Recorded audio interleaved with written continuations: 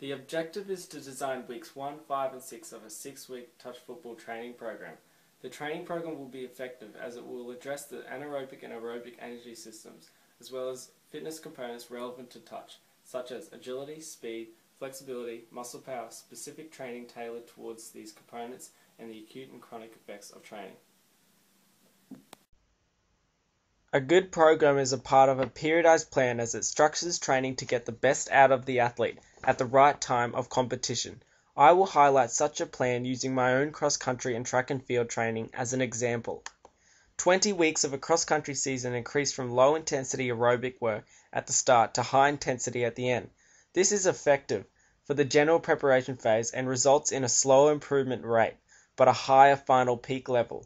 This approach will help me peak in the time for the touch carnival.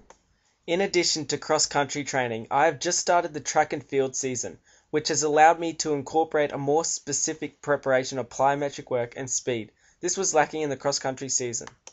The intensity of training has increased dramatically during this period, however the volume has not been as large as the cross-country season. Incorporating this sub-phase will allow me to be more efficient in my touch game. Consequently, both of these preparation phases will contribute to my fitness component testing results. I think it would be wise to keep improving my speed throughout the pre-competitive phase of the macro cycle.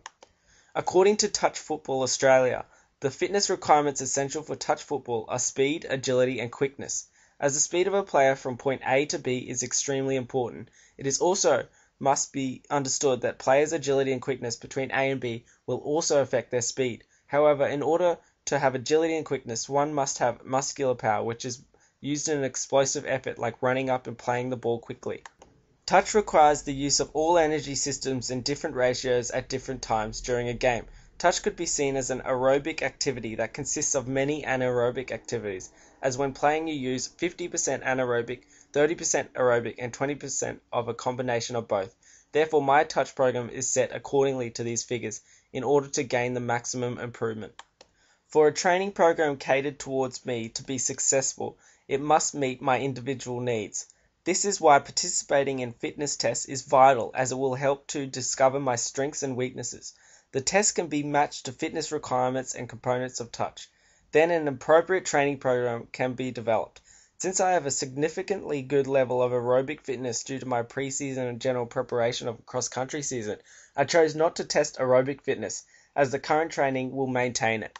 The Illinois Agility Test, a 40-meter sprint, sit and reach, and vertical jump are all suitable tests to measure each fitness component. The results have shown I need to work on my agility, flexibility, and muscular power. I have a clear strength in my speed, as my result was close to excellent when compared to the norms. However, it would not hurt to concentrate on improving my speed as well, even though it is at a good level. I have a high level of motivation to improve these results. I have set goals to improve all of these results to be in the good category and for speed to be in the excellent category. As I have an exceptional aerobic fitness level from my pre-season, I am able to train more frequently. This is why you will see more than 4 sessions in a week. The more frequently I train, the greater I will improve the fitness components. However, proper rest is needed to improve, so I have incorporated rest days and afternoons and mornings.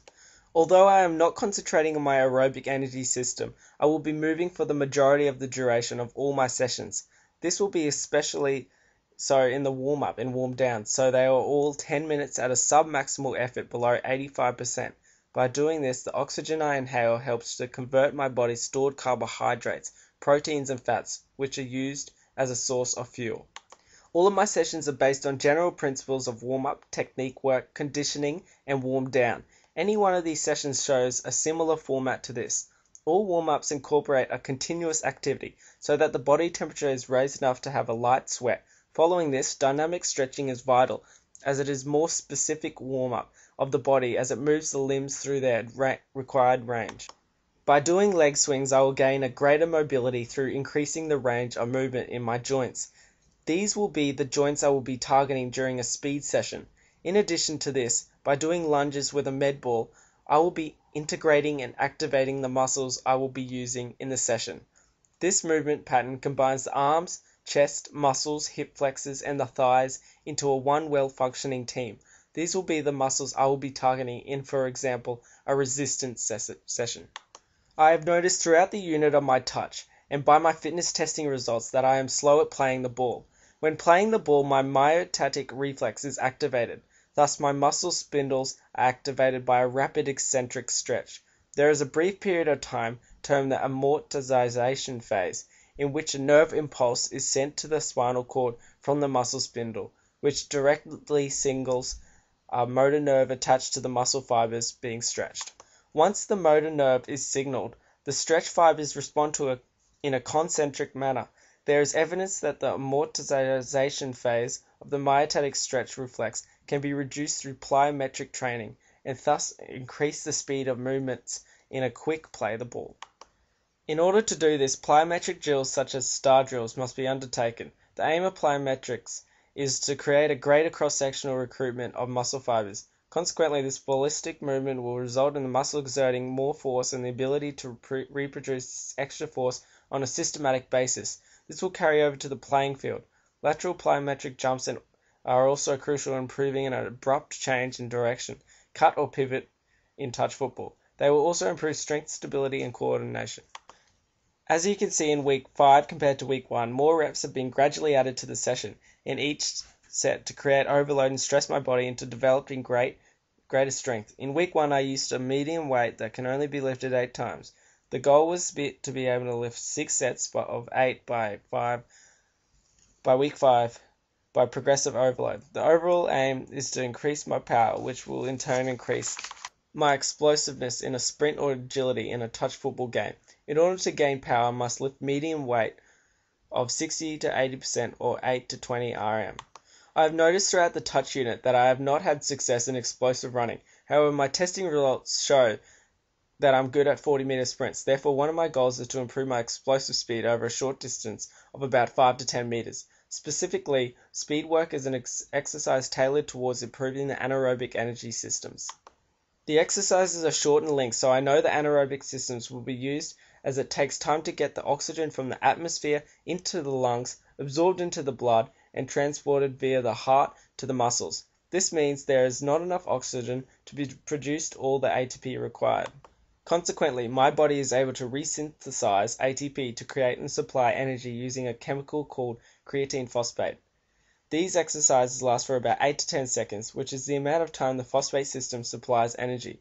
I have a 3-minute break, which is more than enough time required to replenish this system.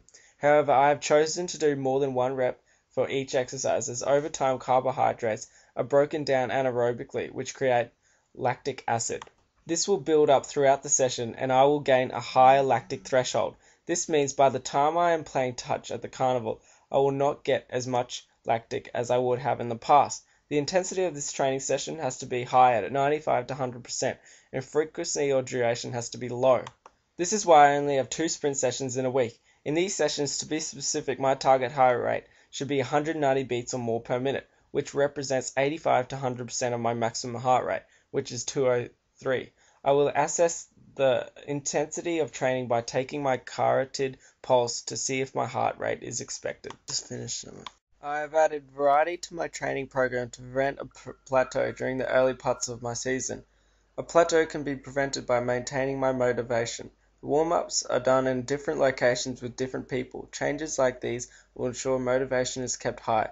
The intensity of each session varies from 100% efforts with weight vests on to 75% efforts with no weight vests on. I should also note that the dynamic stretching routine has changed. In week 6 of my training program, there has been a reduction in the volume compared to week 5. Maintaining the intensity is ideal though in order to peak for the touch carnival. This allows my body to increase muscle glycogen storage in preparation for the carnival. As you can see, 36 hours before the competition, the training session is brief and intense, so as not to significantly deplete glycogen reserves. As 4 weeks of the training program have passed, we as athletes have become fitter, stronger, and more mentally tough. As it is only 2 weeks out from the commencement of the touch carnival, the implementation of the ball must become fairly common in most training sessions. This is why I have incorporated agility sessions that have drills that mimic a touch game. After 20 minutes of each workout, I found I had an increase in exhaustion and lactic acid, which led to a drop-off in skills. I also had an increase in heart rate, which meant my blood pressure went up and I started to feel fatigued. These are the acute and small short-term immediate effects of training. I am not concerned about this, as it happens to all sportsmen.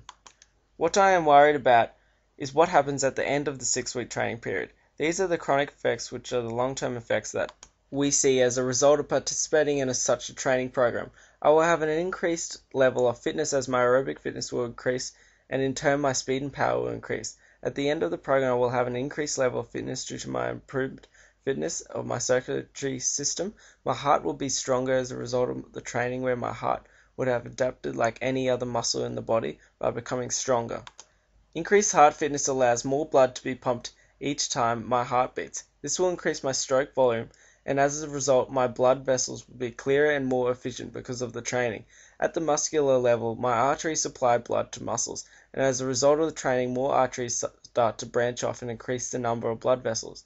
Arteries develop into arterioles, which develop into increase of capillaries.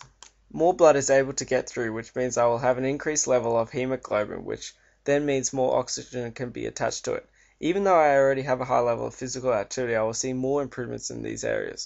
If I retested each component of fitness, I would expect that I would show a good improvement at week 3, and then a little bit more in the next week, but I would eventually plateau around weeks 5 and 6. However, since my sprinting was already at a good level, I would expect to see a slower improvement in week 3 if I tested it, and then a plateau later on. I will be accustomed to the running fast, and my technique and speed will improve because of the effect the training had on my musculoskeletal level. By doing weights, there will be an increased muscular tone and muscle mass as the muscles tears and rebuild itself. In addition, there will be an increased bone density and postural improvement. Overall, the design of the program caters towards my weaknesses and the needs in the game of touch football, and my prediction is that the training will have a successful effect on my performance at the Touch Carnival.